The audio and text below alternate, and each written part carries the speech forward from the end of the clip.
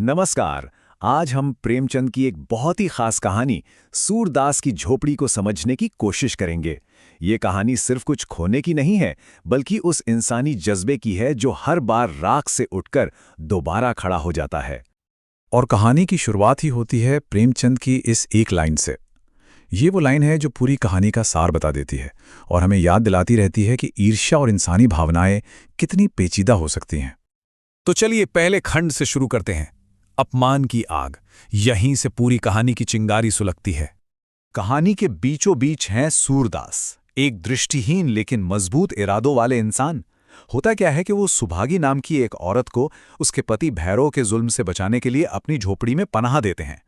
अब देखिए, ये नेकी का काम ही उनके लिए मुसीबत बन जाता है। भैरव इसे अपनी बेइज्जती समझता है और बदला लेने की सोचता है। और उधर उनका पड़ोसी जगधर वो सूरदास से जलने लगता है। इसके बाद आता है खंड 2, झोपड़ी की राख। कहानी का वो मोड़ जहां सब कुछ सचमुच तबाह हो जाता है। सोचिए, रात के 2 बजे का वक्त है और अचानक सूरदास की झोपड़ी से आग की लपटें उठती हैं। पूरा मोहल्ला जाग जाता है, सब इकट्ठा हो जाते हैं, पर कोई कुछ नहीं कर पाता। सब बस बेबस होकर उन लपटों को देखते रहते हैं जो सब कुछ निगल रही थीं। और अब आता है तीसरा खंड, अभिलाषाओं की राख। यहां हमें पता चलता है कि सूरदास के दुख की असली वजह क्या थी। जानते हैं, सूरदास को झोपड़ी के जलने का या अपने बर्तनों के जलने का उतना दुख नहीं था। असली दर्द था उस छोटी सी पोटली का जिसमें उसकी पूरी जिंदगी की जमा पूंजी थी। वो पोटली उसकी सारी उम्मीदों का, सारे सपनों का आधार थी। उस छोटी सी पोटली में 500 से ज्यादा रुपए थे। उस जमाने में एक दृष्टिहीन इंसान के लिए ये रकम किसी खजाने से कम नहीं थी, जिसे उसने भीख मांग मांग कर और एक एक पैसा बचाकर इकट्ठा किया था। और ये सिर्फ पैसे नहीं थे, ये उसके सपने थे। इन पैसों से वो अपने पुरखों का पिंडदान करना चाहता था, अपने पोते मिठुआ की शादी करवाना चाहता था, गांव वालों के लिए कुआं बनवाना चाहता था, मतलब एक इज्जत की जिंदगी जीना चाहता था। और जब सूरदास उस ठंडी राख के ढेर में हाथ डालकर अपनी पोटली ढूंढता है और उसे कुछ नहीं मिलता, तो प्रेमचंद लिखते हैं, ये फूस की राख न थी, उसकी अभिलाषाओं की राख थी। मतलब उसके सारे सपने जलकर खाक हो चुके थे। अगला खंड है खंड 4, सत्य और ईर्ष्या। तो आखिर ये आग लगाई किसने थी? अब कहानी का वो हिस्सा आता है जहां सच सामने आता है। भैरव खुद जगधर को बताता है कि हाँ, आग उसी ने लगाई थी, पर इससे भी बड़ी और बुरी बात यह थी कि उसने आग लगाने से पहले ही वो पैसों वाली पोटली चुरा ली थी। ये सिर्फ बदला नहीं था, ये एक सोची समझी साजिश थी जिसमें चोरी भी शामिल थी। अब इन दोनों के इरादों में फर्क देखिए। भैरव ने ये सब बदला लेने के लिए किया। वो कहता है, जब तक उसे रोते न देखूंगा ये कांटा दिल से ना निकलेगा। लेकिन जगधर को इस बात से जलन होती है कि भैरव के हाथ इतना पैसा लग गया। एक का मकसद बदला है तो दूसरे का मन सिर्फ ईर्ष्या से भरा है।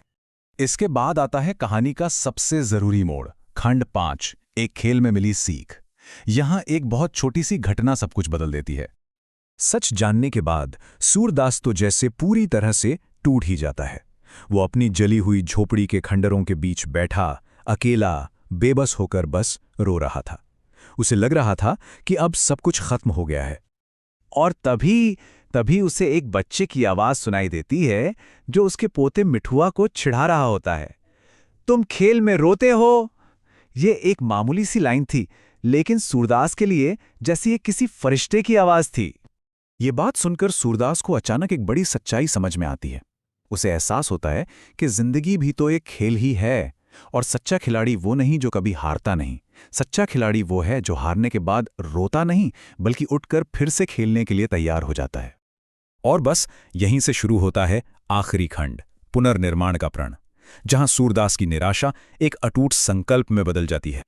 इस नई सोच के साथ सूरदास के अंदर जैसे एक नई ताकत आ जाती है।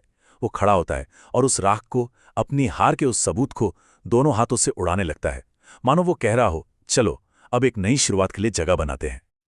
और फिर आता है कहानी का सबसे खूबसूरत हिस्सा, सूरदास और उसके पोते मिठुआ के बीच की बातचीत। मिठुआ मासूमियत से पूछता है, दादा अब हम रहेंगे कहां? सूरदास कहता है, दूसरा घर बनाएंगे। मिठुआ फिर पूछता है, और कोई फिर आग लगा दे तो? सूरदास का जवाब होता है, तो फिर बनाएंगे? बच्चा अपनी सोच की हद तक जाता है और पूछता है, और कोई 100 लाख बार लगा दे तो? और तब सूरदास वो जवाब देता है जो इस कहानी को अमर बना देता है। वो कहता है, तो हम भी 100 लाख बार बनाएंगे। ये सिर्फ एक झोपड़ी बनाने की बात नहीं थी, ये हर हार के बाद हर बार फिर से खड़े होने का ऐलान था। तो ये कहानी हमें इसी सवाल के साथ छोड़ जाती है कि किसी भी बड़ी से बड़ी हार को जीत में बदलने की ये हिम्मत, ये ताकत आखिर आती कहाँ से है? शायद इसका जवाब सूरदास के उसी संकल्प में छिपा है कि जब तक लड़ने का जज्बा जिंदा है, तब तक कोई भी हार आखिरी नहीं होती।